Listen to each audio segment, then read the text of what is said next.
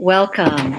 I'm Alice Alicia Jones, and this is my second attempt today to do this. So I apologize for the interference the first time. I still don't have the Facebook Live correct, but anyway, we'll try to get a lighter view if that's possible. Anyway, the today's topic is true power, real power. Hi, Joanne. Welcome.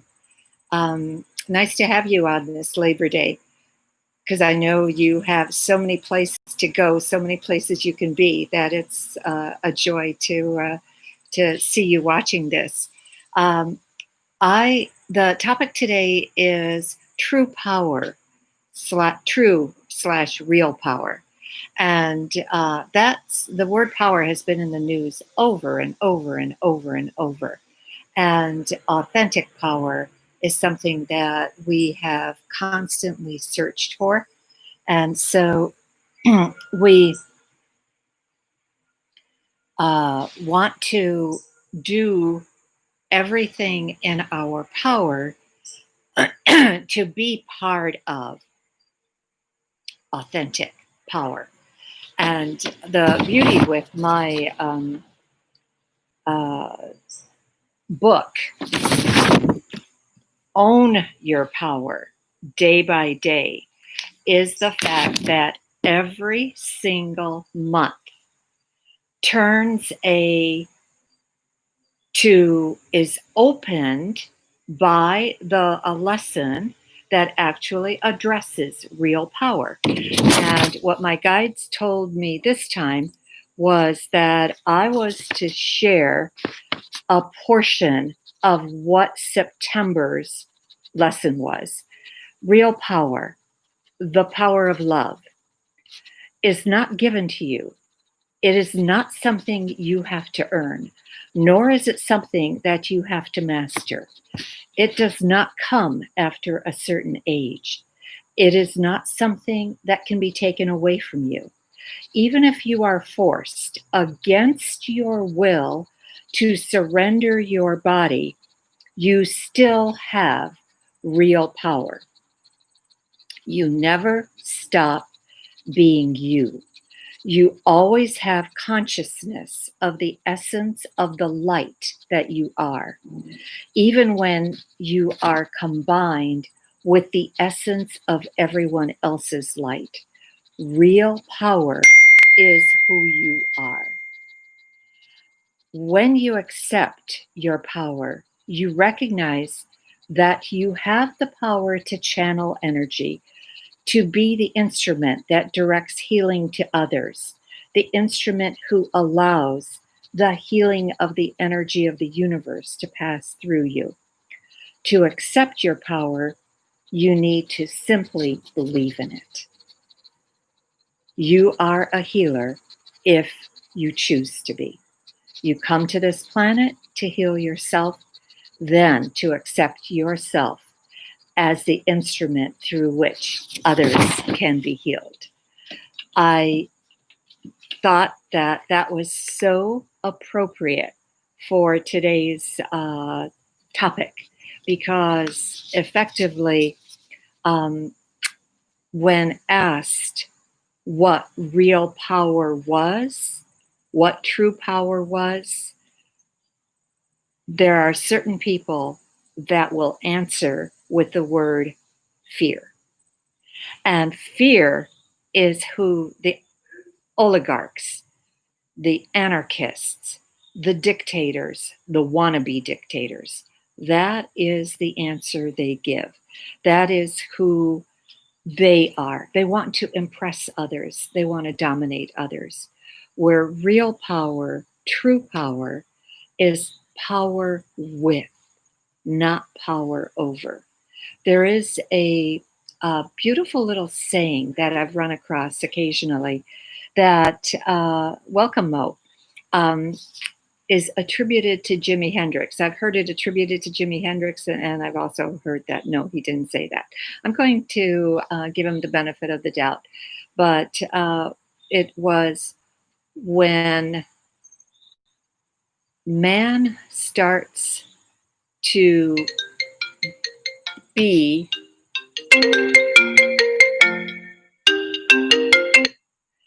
oh God, I forgot to put the airplane mode on. When man starts to give up the love of power and instead seeks to express the power of love, then there will be peace. I know I've paraphrased it. I'm not saying it exactly the way I got it, but that's the gist of it. And I felt that that young man, I know he died prior to age 33 or at age 33, which always to me has a very significant number because of the fact that that was the number of years that Christ lived on the planet. Um, in us accepting our true power, how do we get there? And we get there simply by aligning with spirit. We get there by expressing our authentic self. And there are many, many things that keep us from expressing our authentic self. Our authentic self may be one type of person during certain periods in your life. You may be one type of person as a child, another type of person as a teenager, a third type of person as a young adult, and then going into middle age, you might then become yet another type of person. So, but if each time that you can express your authentic self, then you are in a place where you are closer to be able to absolutely express real power. I We once had a conversation here in the kitchen with a couple of my neighbors.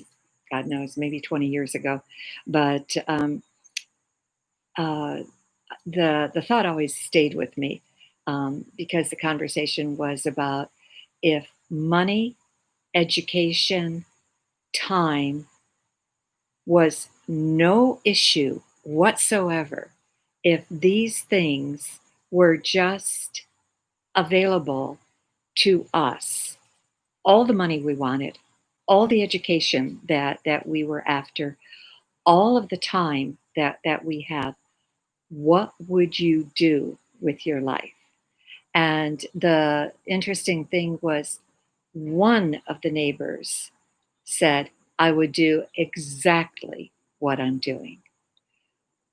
She was extremely happy with her life as a homemaker. She did not seek to express herself through the job market. She did not seek to be anything different than what she was doing.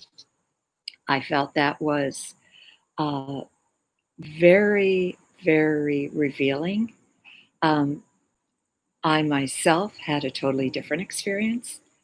I always felt haunted and hunted, hunted by spirit that I wasn't doing what I came here to do, and haunted by the fact that I couldn't quite figure out what I was supposed to do, how I was supposed to express my life. So effectively, I do know that you, if given enough time and you you get to a point where you just simply have to take the time and you make the time for yourself. And again, during this COVID pandemic, um, because of all the things we've had to give up, we have more time on our hands. I'm not speaking about a mother, especially a single parent, who is trying to educate children and is taking on the role of homemaker, mother, as well as teacher. Um, that can be extremely challenging. But the only thing that I can say is that for the most part, or for, I should say, to be fair to people out there, for some of us that have been given the luxury of more time to figure out exactly how we are going to express our lives, that we can take new channels of energy, try new things, be there for others in a different way, and just be available um, to those people who seek us out, those people who come to us for understanding, for learning, for guidance, for healing, for counseling. Just be there for them. Um, I do know that effectively, when spirit is behind you, when you have every single thing that comes to you from spirit's mind, you are in a fail safe position. You do not have to worry about thinking, is this possible? Because there are so many times that we get into a place where we say, this is impossible. And if you analyze the word impossible, I am possible. I am possible. So, in the word itself, it's in the problem is the solution.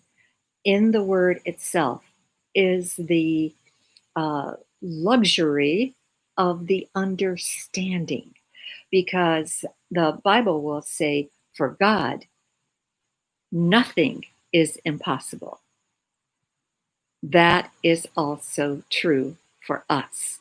Nothing is impossible to us once we are given the ability to do and say and be exactly who we were meant to be when we signed up for this. Um, the only thing that I wanted to finish with is the question, what holds you back? And I'm going to continue exploring this on Wednesday. But for today, I wanted to leave you with try to figure out what your belief system is, because it's your beliefs that will determine exactly where you are, exactly what is holding you back. I thank you for watching. I will stop here. I'm trying very hard to stop at 15 minutes so that I don't get, uh, I figure we're all so busy that we have to just be mindful of each other's time.